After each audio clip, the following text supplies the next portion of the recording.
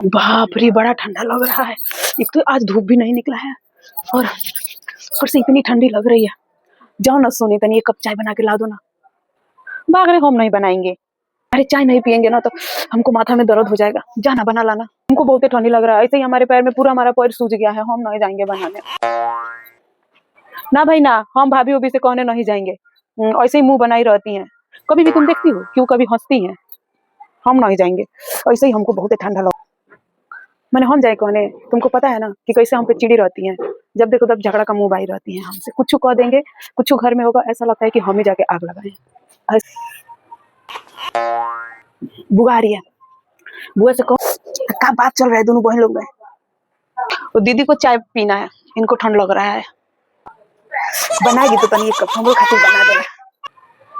भाग, मतलब 5 मिनट भी तुम बैठना नहीं दे सकती है।